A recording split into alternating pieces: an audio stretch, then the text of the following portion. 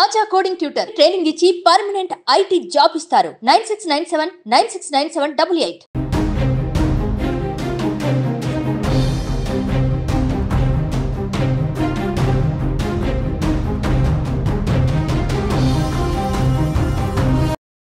వైకుంఠ ఏకాదశి టోకన్ల జారీ కేంద్రాల వద్ద జరిగినటువంటి తొక్కిసలాటకు సంబంధించి ఇప్పటికే నలుగురు చనిపోయినట్టు అఫీషియల్ గా ధృవీకరించారు. దాంతోపాటు కూడా చాలా మంది ఇప్పటివరకే తీవ్ర గాయాలైనట్టు తెలుస్తుంది. అయితే దానికి సంబంధించినటువంటి బంధువులు ఇక్కడ ఉన్నారు, వాళ్ళతో మాట్లాడదాం. సార్, ఎక్కడి నుంచి వచ్చారు, ఎంతమంది వచ్చారు?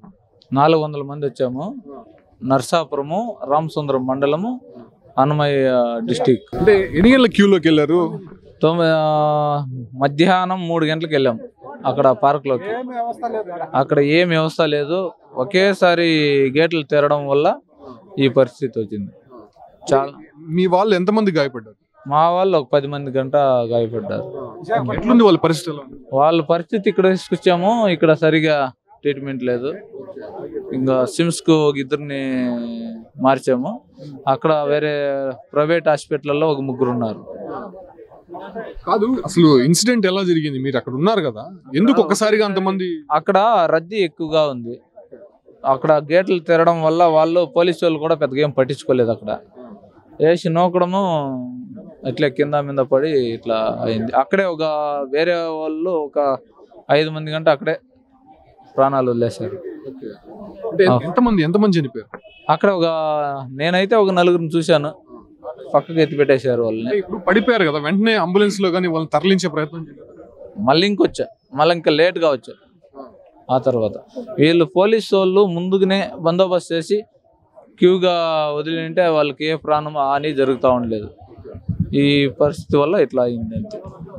సో అధికారులు వచ్చి మాట్లాడారా? వాళ్ళకి ఏమైనా మెరుగైన వైద్యం అందించి? ఇట్లా అవుతా ఉంటే అధికారులు ఏం చూడం కదండి సార్. వాళ్ళు ఎవరు ఏమి ఎట్లా ఎవరు ఏడున్నారో తెలియదు. మబ్బు ఆ పరిస్థితి వల్ల ఇట్లా అయింది.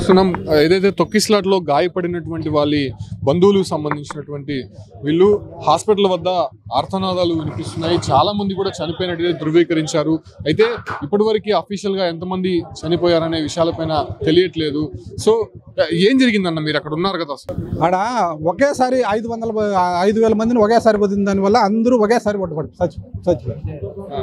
అదే ప్రాబ్లం. అందువల్లనే అంతమంది చచ్చేదానికి కారణం. అంటే అక్కడ పడిపోయారు కదా, వెంటనే హాస్పిటల్ తీసుకొచ్చారు. 108 ఎవరు రాలే, అంతా చచ్చిపోయినాక మళ్ళా వచ్చారు. మళ్ళీ మేమే ప్రైవేట్గా వచ్చే మాటలలో అంతా ప్రతి ఒక్క హాస్పిటల్లో ఉన్నారు. ప్రైవేట్ గవర్నమెంట్ అనకుండా అన్ని హాస్పిటల్లో ఉన్నారు.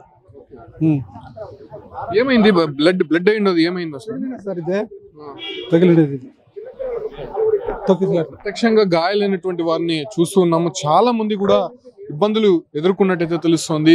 ఒక్కసారిగా భక్తుల్ని లోపలికి వదిలేయడము, వాళ్ళ తోపులాటలో ఒక్కసారిగా పడిపోవడంతోనే ఈ ఒక్క ఘటన జరిగినట్టయితే తెలుస్తుంది. సో ప్రస్తుతం హాస్పిటల్లో అయితే 4 చనిపోయినట్టు ధృవీకరించారు. బట్ మరికొంతమంది కూడా చనిపోయినట్టయితే తెలుస్తుంది. అయితే చాలా మంది ఇంజూర్ అయినటువంటి నేపథ్యంలోనే కొంతమంది రుయా హాస్పిటల్లో, అదే రకంగా స్విమ్స్ హాస్పిటల్లో, మరికొంతమంది వాళ్ళే స్వతహాగా ప్రైవేట్ హాస్పిటల్లోకి వెళ్ళి చికిత్స తీసుకుంటున్నటువంటి పరిస్థితి అయితే తిరుపతిలో కనిపిస్తుంది.